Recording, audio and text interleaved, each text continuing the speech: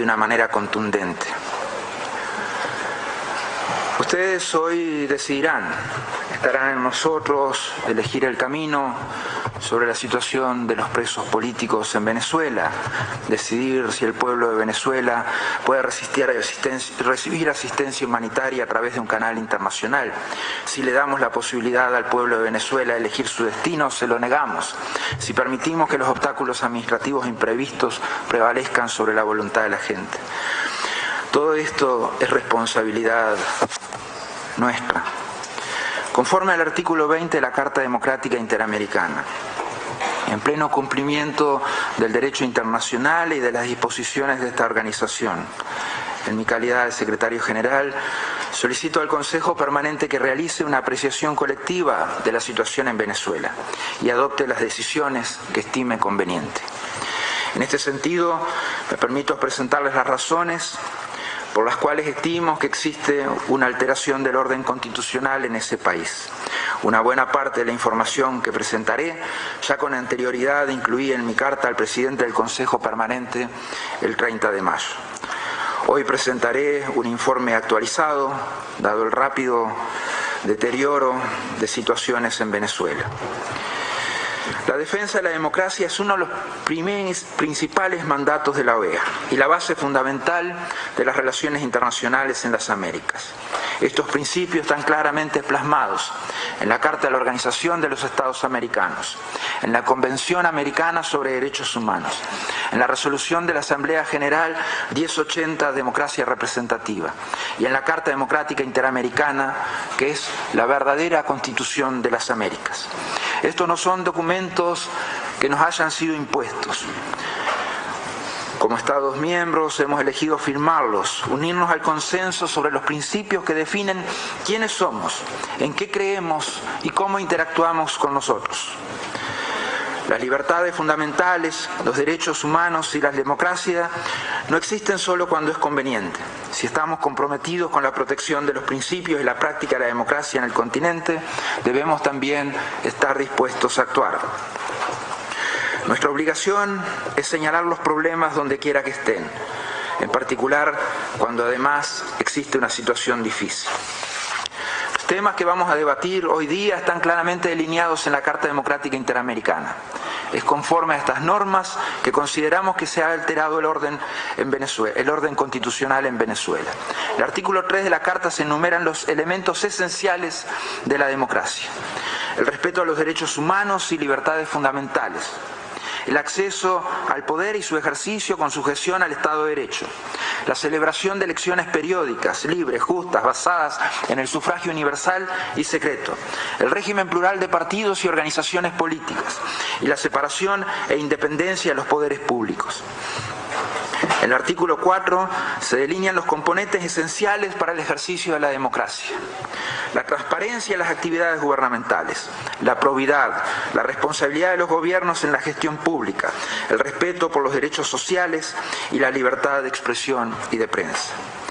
En mi informe del 30 de mayo se exponen claramente los argumentos al respecto y cómo esta situación afecta el orden constitucional en Venezuela. Les pido que consideren vidas, salud, seguridad del pueblo venezolano a la luz de estos compromisos.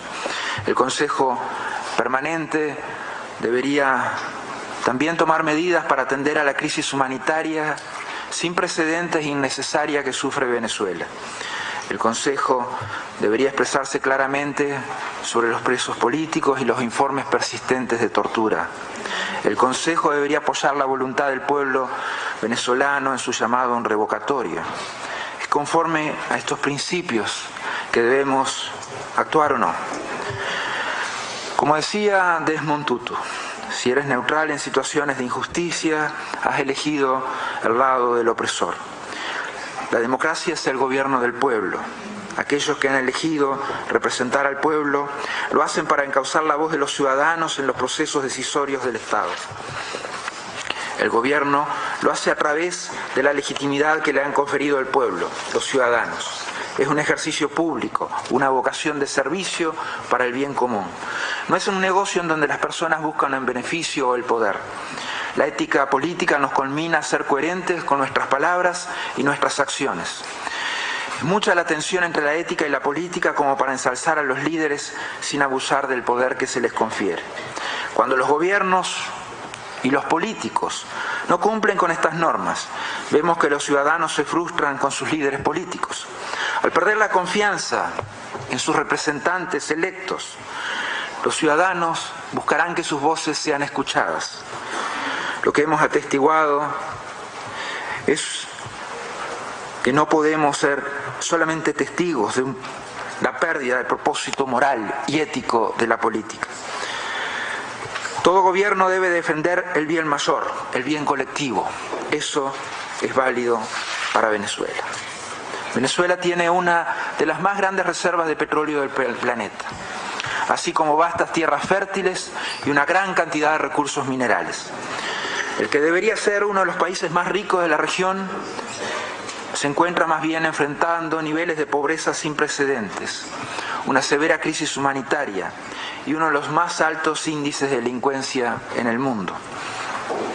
El enfrentamiento entre las ramas de gobierno ha ocasionado el fracaso del sistema político y una ruptura del mismo, lo que a su vez ha agravado las condiciones económicas, sociales y humanitarias del país. La inflación ha llegado a 720%. El Producto Bruto Interno, de acuerdo a los pronósticos, disminuirá un 8% más en el 2016. La deuda externa ha alcanzado los 130.000 millones de dólares, es decir, el equivalente de casi 6 años de exportaciones de petróleo. Venezuela ocupa el 9º lugar mundial con la peor tasa de desempleo. El 73% de los hogares y el 76% de los venezolanos vivieron en la pobreza en el 2015. Después de lo que fue el 12º aumento desde que el gobierno fue electo en 2013, el salario mínimo equivale, de acuerdo a la tasa oficial, a $24. La falla, esto es menos de $1 por día. La falla sistemática, y de acuerdo a la tasa oficial, la falla sistemática del tipo de cambio controlado nos dice que esto ha ocasionado que la moneda haya perdido el 99% de su valor desde 2003. Las empresas internacionales han cerrado sus puertas cuando nadie puede pagar. La población enfrenta una escasez de alimentos y medicamentos sin precedentes en todo el país. Esta crisis está alcanzando un punto crucial. Estos problemas no los causan fuerzas externas.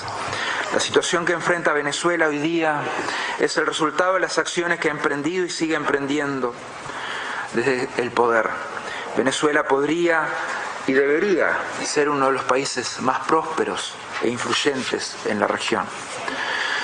Pero es un estado plagado de corrupción, pobreza y violencia, y la población sufre las consecuencias.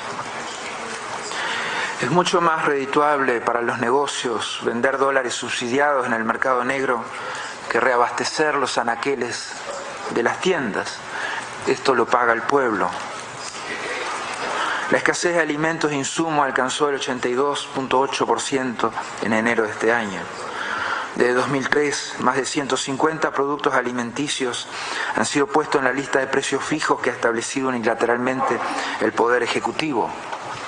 En principio, los aumentos en los precios iban a la par de la inflación. Sin embargo, desde 2007 la brecha entre costos de producción y precios fijos ha crecido exponencialmente y en consecuencia muchos negocios han debido cerrar sus puertas. A fin de responder a esta escasez creada, el Estado ha intervenido cada vez más en la producción de alimentos a través de la expropiación o nacionalización de productores de café, de ingenios azucareros, de productores de arroz y pasta, de Agrioslena, la principal compañía distribuidora de semillas, de Lácteos Los Andes, el principal productor de lácteos, de más de 10.000 hectáreas de ranchos ganaderos y lecheros, de por lo menos 5 productores de harinas de maíz, de fabricantes de aceites, de la empresa Polar, la principal cadena de supermercados de Venezuela. Esta escasez también ha dado lugar a una economía de mercado informal o negro de productos regulados. eso definitivamente es una responsabilidad directa. Las comunidades más pobres fuera de la capital son las más afectadas. El 87% de los venezolanos declara que no tienen el suficiente dinero para comprar los alimentos que necesitan. Se requerirían 16 salarios mínimos para alimentar debidamente una familia. Un cuarto de la población vive con menos de 2 comidas al día. La desnutrición afecta a los más vulnerables y las tasas de mortalidad infantil están aumentando a la par que los problemas de crecimiento entre los niños. La falta de agua y electricidad se ha tornado común. La única presa hidroeléctrica del país ha alcanzado niveles críticos, pues el agua apenas llega a 5 pies arriba del nivel en que las turbinas simples y sencillamente dejarían de funcionar. Ante esa falta de energía, las oficinas de gobierno e instituciones públicas solo abren 3 días a la semana. La falta de insumos básicos y sustancias químicas como el cloro para tratamiento de agua ha dado lugar a un aumento de las enfermedades que se pueden transmitir bacteriológicas, virus por el agua. El sistema de salud en Venezuela enfrenta serios problemas respecto a equipos, doctores, medicinas. Los servicios médicos se encuentran debilitados por el deterioro en la infraestructura, la falta de mantenimiento y actualización de los recursos y equipo técnico, lo que agrava todavía más la escasez de medicinas e insumos. Los pacientes que requieren tratamiento deben aportar todo, desde papel higiénico, jeringas, medicinas hasta frazadas. Cuando se les acaban estos insumos, se interrumpe su tratamiento. La inestabilidad ha dado lugar a la emigración en masa de profesionales de la salud. Incluso ha cerrado la mayoría de los hospitales cuyo personal era de origen cubano. En enero de 2016, la Cámara de Industria Farmacéutica reconoció una deuda de $6.000 millones con proveedores internacionales. Las farmacias solo pueden surtir 7 de cada 100 medicamentos solicitados. El 27 de enero de 2016, la Asamblea Nacional de Venezuela declaró una emergencia nacional en el sistema de salud. El 5 de abril de 2016, la Asamblea Nacional promulgó una ley para atender la crisis humanitaria en salud. Con esta legislación se permitiría al gobierno venezolano buscar asistencia internacional para responder a la crisis de salud. El 9 de junio, la Corte Suprema la declaró inconstitucional. La situación ha pasado de ser desesperada. La violencia ha estado aumentando en las últimas semanas a medida que la escasez se hace intolerable. Se han reportado más de 250 casos de saqueo en este año en todo el país. Los transportes de alimentos, bebidas, fueron el blanco en el 81% de los casos de saqueo en sus rutas de distribución. El 19% restante ocurrió en centros comerciales y almacenes. Los embarques de alimentos ahora van acompañados de guardias armados, leales al Ejecutivo, protegiendo así las limitadas raciones de ciudadanos hambrientos. Martes pasado, mientras nos encontrábamos reunidos en la Asamblea General en República Dominicana, en Cumaná, más de 100 tiendas fueron saqueadas y destruidas y se reportaron por lo menos 3 muertes. En el estado de Trujillo las manifestaciones ocurren todos los días, pues la gente protesta por falta de servicios básicos del gobierno. Esto incluye la trágica muerte de una niña de 4 años en un tiroteo fuera de un mercado en Guatire. Son estas pérdidas irreparables del aumento de la violencia como consecuencia del desabastecimiento. La falta completa de confianza en el aparato de seguridad estatal sirve de incentivo para que las comunidades tomen la justicia en sus manos. La Fiscalía ha abierto investigación en torno a